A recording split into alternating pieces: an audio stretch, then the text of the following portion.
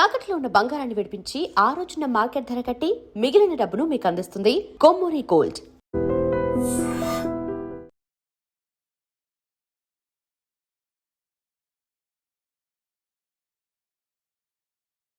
నాది తర్వాత మా ఇన్స్పెక్టర్ నెంబరు ఇది అని చెప్పేసి వాళ్ళు అక్కడ స్టిక్కర్ లాంటి ఇచ్చేసి వచ్చినాం. అది అట్లా జరుగుతూ ఉంది. ఎప్పుడన్నా ఊరినంతా కార్డన్ చేయడం అవన్నీ జరుగుతూ ఉంది. అట్లా మేము స్టెప్స్ తీసుకుంటుంటే ఆగస్టు నెలలో ఫుల్ వర్షాలు పడుతున్నాయి. అప్పుడు ఆ టైంలో ఒక పాలిటెక్నిక్ కాలేజీలో ఎవరో దూరారని చెప్పి అల్లరి చేశారు ఆ పిల్లలు. ఎవరో మనిషి దూరాడు అని. అది అక్కడ ఉన్న దాంట్లో అందరు గర్ల్సే, వార్డరు గర్లే. కానీ ఒక్క మనిషి, ఒక వాచ్మెన్ మాత్రం మేల్, మిగతా వాడు ఆయన ముసలాయన. సో ఎవరో దూరారు, యంగ్గా ఉన్నాడు, ఇట్లా కొన్ని కలర్స్ వేసారు, వాడు చీకట్లో తిరుగుతున్నాడు అని అంటే అప్పుడు మేము ఆల్రెడీ అక్కడ పెట్టిన నంబర్స్కి కాల్ చేశాం. నాకు కాల్ వచ్చింది. దాని తర్వాత ఇమ్మీడియట్గా అందరిని పిలిచేసి ఇమ్మీడియట్గా మొత్తం ఎన్సర్కిల్ చేశాం. ఏది ఆ మొత్తం హాస్టల్ని ఎన్సర్కిల్ చేసి మేము కూడా లోపలికి, అప్పుడు అంతా ఫుల్ లైట్లు పోయినాయి. అయినా మేము టార్చ్ లైట్ వేసి చూస్తుంటే ఉన్నట్టుండే ఒక పర్సన్ ఆ గోడ దూకి మెయిన్ కంపౌండ్ వాళ్ళు దూకేసి అక్కడ బయటికి పారిపోయాడు, ఆ రోడ్ సైడ్ పారిపోయాడు. అది మేము ఆల్రెడీ తెలుసుకున్నాం. నెక్స్ట్ డే ఉదయమే మళ్ళీ పోయి చూసిన తర్వాత అక్కడ స్టెప్స్ మార్క్స్ పడ్డాయి. ఇమ్మీడియట్గా స్టెప్స్ మార్క్స్ తీసుకున్నాం. అక్కడ ఒక చెప్పు దొరికింది, ఒక ప్లాస్టిక్ టైప్లో. తిప్పితే అది కూడా సీజ్ చేశాము. దాని తర్వాత వీళ్ళందరినీ అడిగాము ఎవరు ఎట్లా ఉంటారు అంటే. మాకు మొహం చూడలేదు, కానీ ఒక డ్రెస్సు, ఆ ప్యాటర్న్స్, ఫుల్ లెంత్ ఉన్న ఫుల్ స్లీవ్స్ ఉన్న టీషర్ట్ అని చెప్పారు. సో అవన్నీ రాసుకున్న తర్వాత మళ్ళీ ఆ చెప్పు తీసుకుని వచ్చాము. అది ఎవరిదా అని చూసి అందరితో చెక్ చేసి అది ఆల్మోస్ట్ పెద్ద చెప్పు, 9 నెంబర్ది. అక్కడ ఉన్న వాళ్ళ తర్వాత సెట్ కాలేదు. చాలామంది అన్నారు ఇది ఎప్పుడో పాత పడిపోయి ఉంటుంది సార్, అది ఏవో చెత్తలో పడిపోయిన దాన్ని పట్టుకుని ఏం చేస్తాం. అలా ఉన్నాం. దాని తర్వాత అలా చూస్తూ ఉంటే మాకేంటంటే ఈ మధ్య ఎవరైనా జనరల్గా మా పోలీస్ ప్యాటర్న్లో అన్ని బేసిక్ జైలు రిలీజ్డ్ ఎవరున్నారు, ఇంకా ఈ మోడస్ ఆపరేండి చేసిన వాళ్ళు ఎవరున్నారు, ఇంతకుముందు కన్విక్టెడ్ అయిన ఉన్నారు, అందరినీ వెరిఫై చేస్తూ ఉంటాం. అలా నెక్స్ట్ డే అంతా వెరిఫై చేస్తూ ఉంటే వన్ ఆఫ్ ద కానిస్టేబుల్స్ అక్కడ జైలుకి వెళ్ళి రీసెంట్గా రిలీజ్ అయిన వాళ్ళు ఎవరున్నారా, 1 వీక్, 1 మంత్, 3 మంత్స్ కన్నా బిఫోర్ ఉన్నారా అని చూస్తే అలా ఈ సత్యం బాబు ఒక అతను, ఈ దొంగ తను రిలీజ్ అయ్యాడు. అది చూద్దామని చెప్పేసి ఎక్కడ అని చెప్పేసి డీటెయిల్స్ ఇచ్చాము. వాడు చూస్తే is a maths and actually, అంటే తాపీ పని. ఈ చెప్పు కూడా తాపీ పని చేసిన వాళ్ళు వాడుతుంటే సిమెంట్లో సోక్ అయితే ఎట్లా ఉంటుంది కదా చెప్పంతా, అలా ఉంది అన్నట్టు. ఈతను తాపీ పని చేస్తానంటే చూద్దాంలే, చెక్ చేద్దాము, ఇది తీసుకుపోయి ఈ సైజ్ జరుగుతుంది, తీసుకుపోయి చెక్ చేయడానికి కోసం వెళ్ళాం. అయితే అప్పుడు అర్ధరాత్రి అవుతుంది, అయినా అని అతను పడుకుని ఉన్నాడు. అయితే మేము అతని యొక్క ఇల్లుని కార్డన్ చేసాం. ఇల్లుని కార్డన్ చేసినప్పుడు ఇంకా లోపలికి పోకన ముందే ఇన్న అమ్మాయిలు వీళ్ళందరూ ఆ హాస్టల్లో చూసిన షర్ట్ కలరు అవన్నీ ఆ దండం మీద ఉన్నాయి, ఆ వైర్ మీద ఉన్నాయి. తర్వాత బయట కొత్త చెప్పులు ఉన్నాయి, కొత్త పారగాన్ చెప్పులు, ఏదో రబ్బర్ స్లిప్పర్స్ ఉన్నాయి. అప్పుడు ఇంకా డౌట్ కొద్దిగా ఇంకా క్రిస్టలైజ్ అయింది.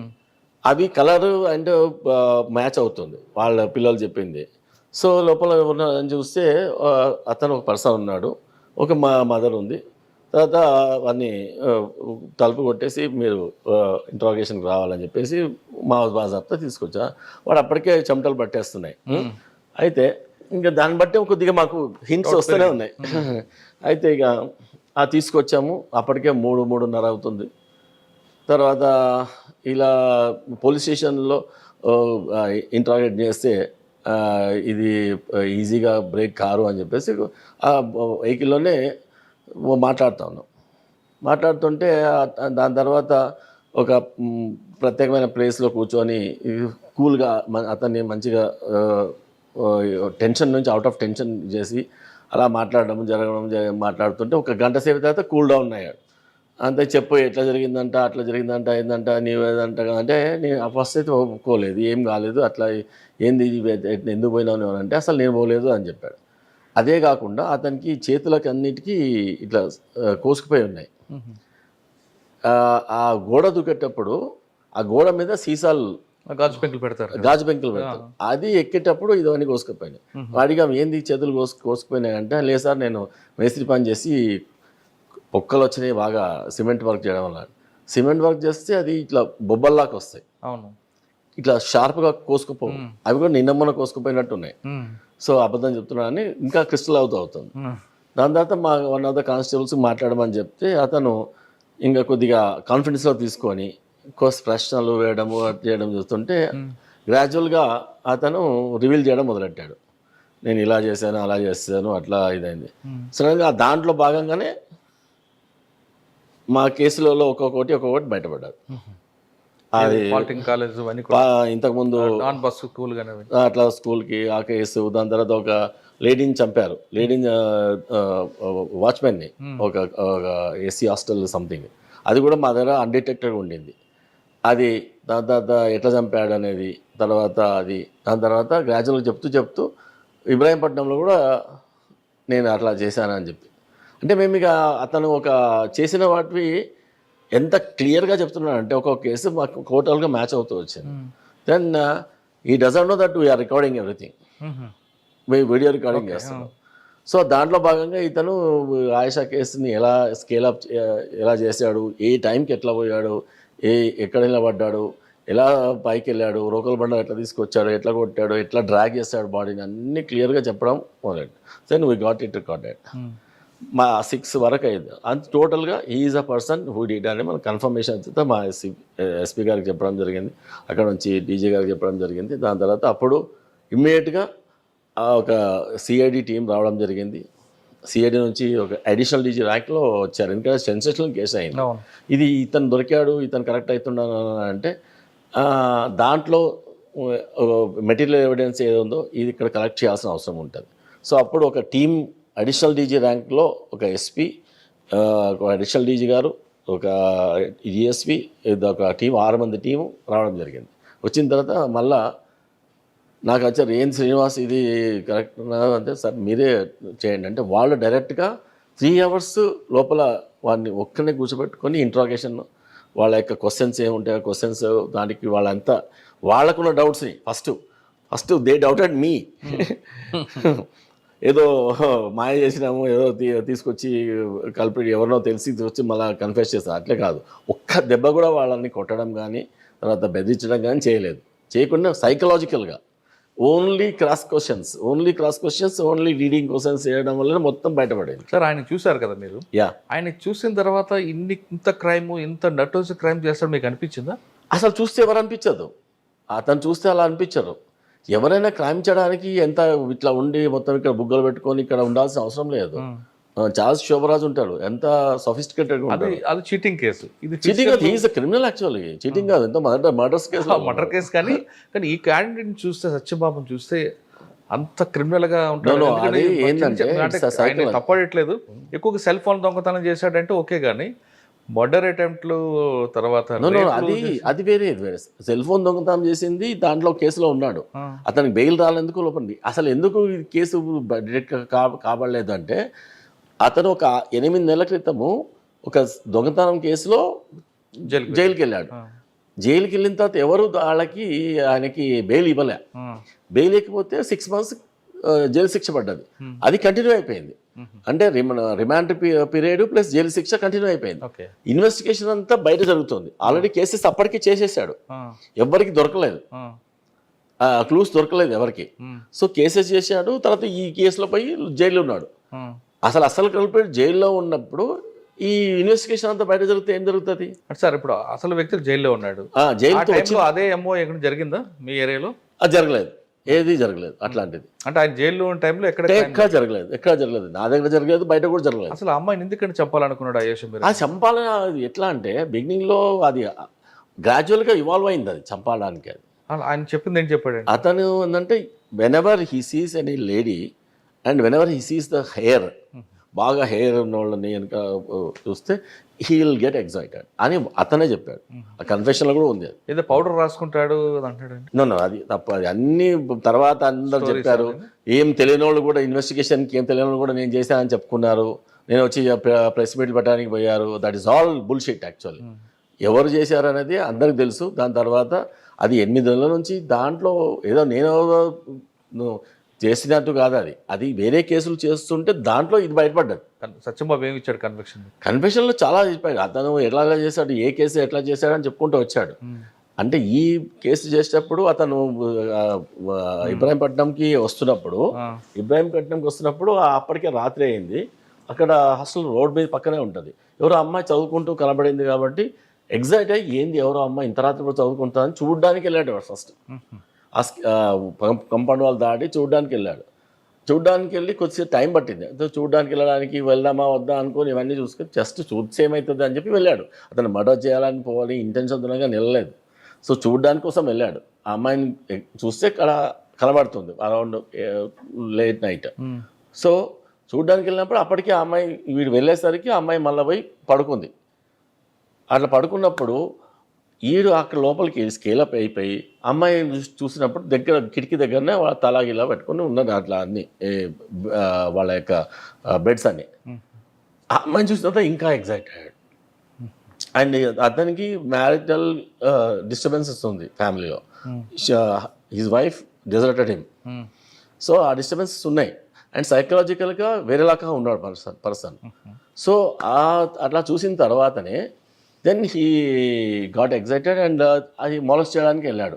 కిటికీలో ఉంచి పోతే ఏమి ఫీజిబిలిటీ లేదు. దెన్ ఈ ఎంటర్డ్ డోర్ చూసి కొట్టడానికి పోతే డోర్ ఆల్రెడీ వీళ్ళు వేసుకోలేదో ఏమైందో అసలు లోపలికి వెళ్ళిపోయే యాక్సెస్ దొరికింది.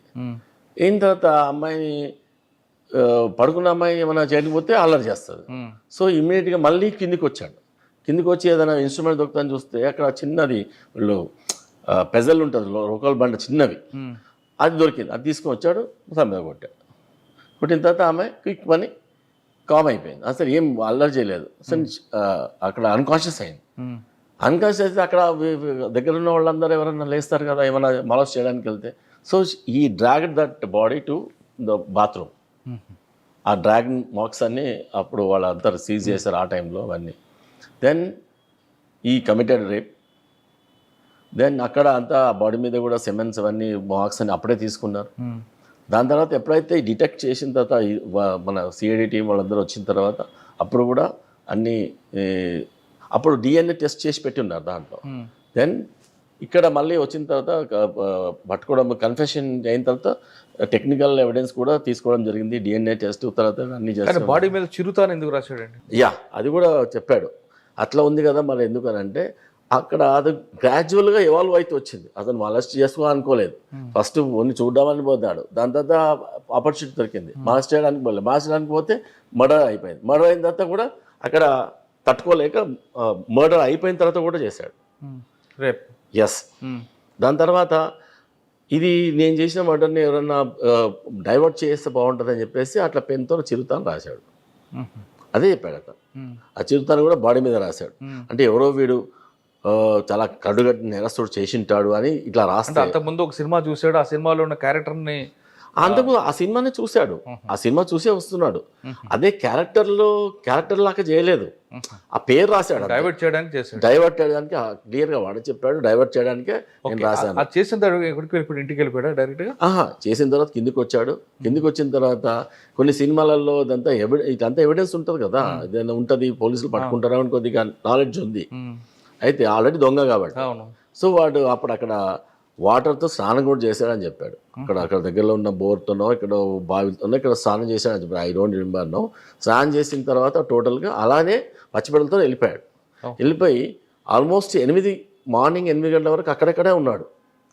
మార్నింగ్ 8 గంటలకు ఒక టీ షాప్ దగ్గర స్క్రోలింగ్ వస్తుంటాయి, ఎవరో ఇక్కడ ఒక అమ్మాయిని చంపేశారు అట్లా ఇట్లా అని చెప్పేసి. అది చూసి ఇమీడియట్గా అక్కడ నుంచి మళ్ళీ నందిగామకి వెళ్ళిపోయారు. సార్ ఆ కేసుని మీరు స్టార్టింగ్ నుంచి చూసారు కాబట్టి, యా తర్వాత అసలు సత్యబాబే కాదు అని వాళ్ళ అమ్మగారు అంటారు.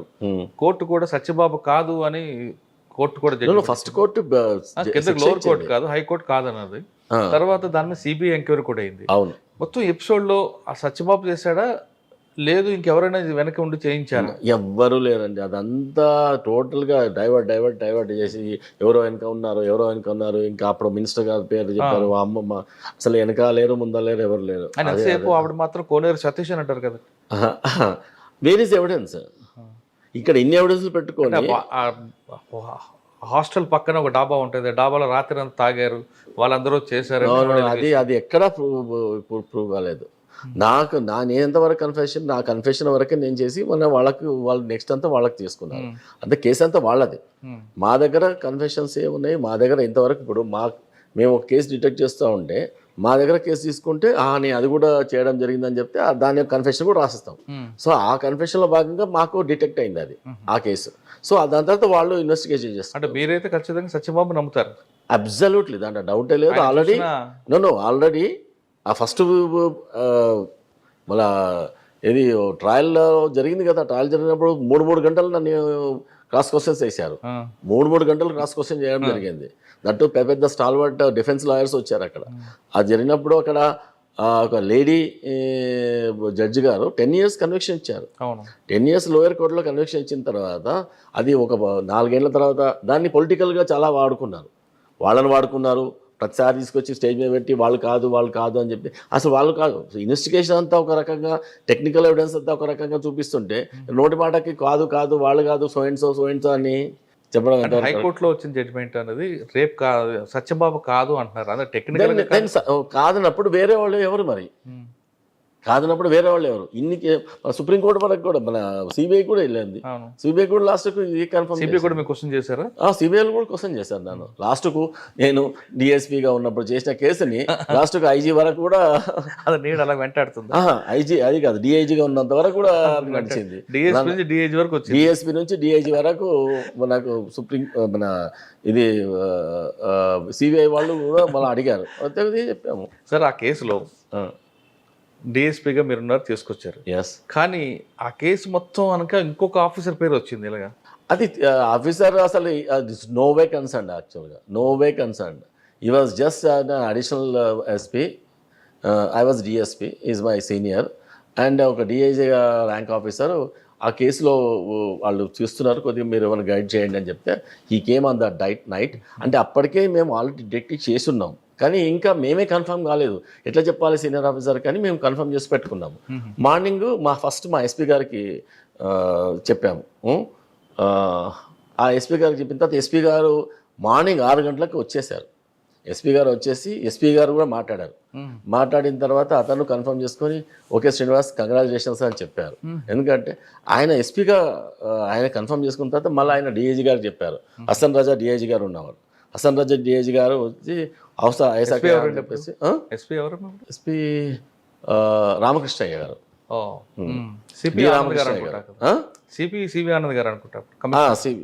అయితే అందరికి చెప్పడం జరిగింది. అది మళ్ళా డీజీ గారికి చెప్పడం జరిగింది. డీజీ గారు అప్పుడు ఒక టీంను పంపించారు. So this officer who was some officer అంటున్నారు కదా, ఈ వాజ్ జస్ట్ ఇత్తెఫాక్గా అక్కడ ఉన్నారు అంతే.